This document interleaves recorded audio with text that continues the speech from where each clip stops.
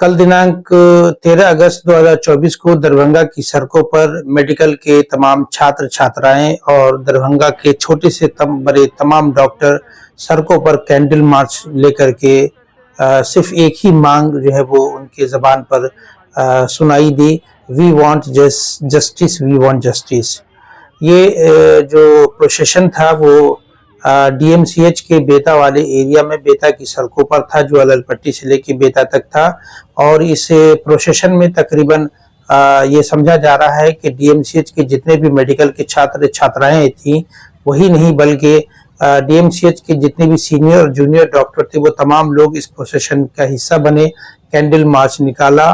और खासकर एक चीज तो और ये देखने को मिला कि जो महिलाएं डॉक्टर थी, सीनियर से लेके जूनियर, वो तमाम डॉक्टर सड़कों पर कैंडल मार्च में हिस्सा ली और तमाम लोगों के हाथ में कैंडल देखा गया। और ये तमाम लोगों की एक ही मांग थी कि कोलकाता में जो पीजी ट्रेनी डॉक्टर की निर्मम हत्या की गई है, उसको लेकर के जल्द से जल्द न्याय दिया जाए। चलिए क्या है मामला, हम आपको पूरी मामला विस्तार से समझाते हैं। हुआ क्या था कि पिछले 8 अगस्त की रात में एक पीजी ट्रेनी डॉक्टर थी जो कोलकाता के लाल बाजार अवस्थित आरजी मेडिकल कॉलेज में पीजी की पढ़ाई कर रही थी। दिनांक 8 अगस्त को अपनी परिजन से वो रात में बात करती है, अपनी माँ से बात करती है, अपना हालचाल सुनाती है। लेडी ट्रेनी जो डॉक्टर थी, उनसे उनकी माँ ने जब पूछा कि बेटा तुमने खाना खा लिया है, तो उसने बाज़ाब्ता बोला कि माँ अभी खाना खाने का समय नहीं हुआ है, मैं अभी राउंड पे जा रहा हूँ। राउंड का मतलब कि वो डॉक्टर मरीजों को देखने के लिए जा रही हैं।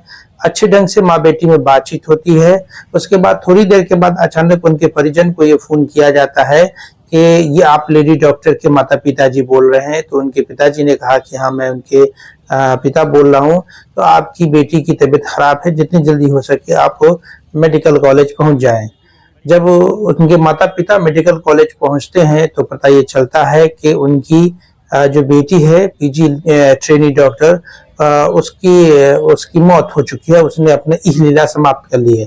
हालांकि काफी शौक रह गया उनके माँ बाप की ये जान करके कि उनकी बेटी ने अपनी इहलीला समाप्त कर ली। ऐसा हो नहीं सकता है, क्योंकि बीती रात ही उसकी माँ बाप से बातचीत हुई थी और अच्छे मूड में, अच्छे मिजाज में बातचीत हुई थी।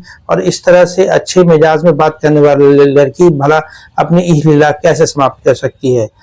जैसे ही वो हॉस्पिटल पहुंचते, आरजी मेडिकल कॉलेज पहुंचते हैं, पता ये चलता है कि भाई उसकी लाश पड़ी हुई है। क्या है मामला, चलिए विस्तार से आपको समझाते हैं।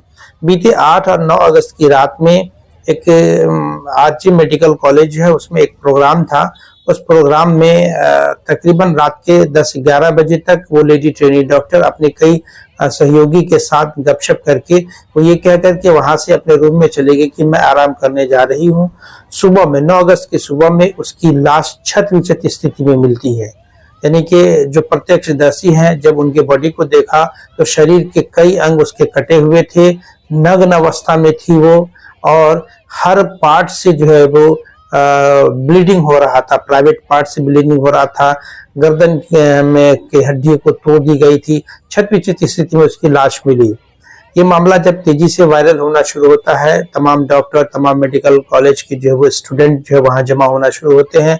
सरकार से न्याय की मांग करते हैं कि जो इसकी जो अपराधी उसकी गिरफ्तारी, उसको फांसी की सजा दी जाए। वहां पे मौजूदा जो सरकार है कि स्टेट में, वो तृणमूल कांग्रेस की जो वो सरकार है, ममता बनर्जी वहां की मुख्यमंत्री है, क्विक एक्शन लेते हुए वहां वो एसआईटी का गठन करती हैं। एसआईटी की टीम जब वहां जांच में पहुंचती है तो अपना जांच शुरू करती है। सबसे पहले जांच का जो तरीका होता है कि सीसीटीवी फुटेज को खंगाला जाता है। उस सीसीटीवी फुटेज में तकरीबन 4 से 5 संदिग्ध लोग दिखे। जब एसआईटी की टीम ने जो है वो इसकी जांच पड़ताल शुरू की और वो तमाम 4-5 जो लोग थे उनसे जब बातचीत की, तो उसमें से एक आदमी जो है वो सस्पेक्ट जो है वो पुलिस को दिखा। असल में है कि जांच के दौरान जहां पे बॉडी पड़ी हुई थी वहां पे एक ब्लूटूथ था। वो एक ब्लूटूथ को एसआईटी की टीम वहां से उठाती है और उन जो लोग वो सीसीटीवी फुटेज में दिखे थे, उन तमाम लोगों को बुला करके ये वेरीफाई करती है कि आखिर ये ब्लूटूथ किस आदमी का है। वेरीफाई करने के बाद पता चलता है कि वहां जो है एक व्यक्ति है संजय राय नाम का, जो पुलिस कल्याण बोर्ड का एक सहायक है। पुलिस कल्याण बोर्ड एक स्वतंत्र बोर्ड होता है जिसमें एक आम सिविलियन जो है वो वहाँ पुलिस के सहायता के लिए वहाँ as a job as employ काम करता है। तो संजय राय को ये आज़ादी थी कि वो पूरे मेडिकल कॉलेज में कहीं भी आ जा सकता है, उसको लोग इस नज़र से कभी देख भी नहीं सकता था। तो वो जो ब्लूटूथ था वो संजय राय का था। पुलिस एसआईटी की टीम जो संजय राय को उठा करके कड़ाई से पूछताछ करती है तो संजय राय ने बहुत सारी बातों को स्वीकार कर लिया। संजय राय ने क्या बताया एसआईटी की टीम तो ये बता नहीं रही है, लेकिन जो जानकारी हम लोगों को मिली है उसके अनुसार संजय राय ने ही जो है वो उसकी हत्या की थी।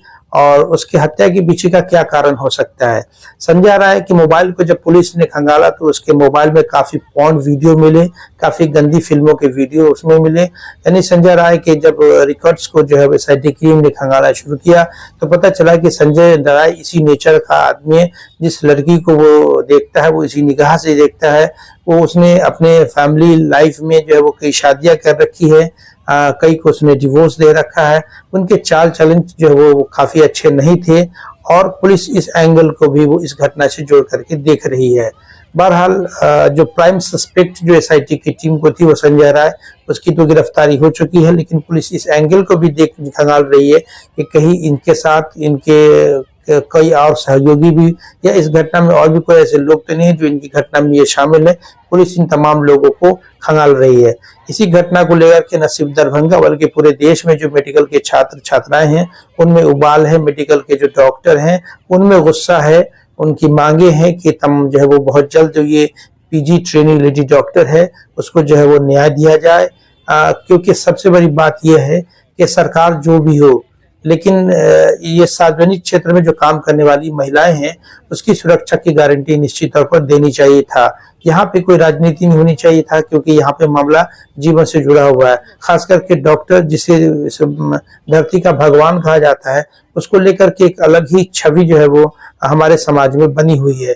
अगर उसकी सुरक्षा नहीं होगी तो आम लोगों की सुरक्षा की बात बेमानी है।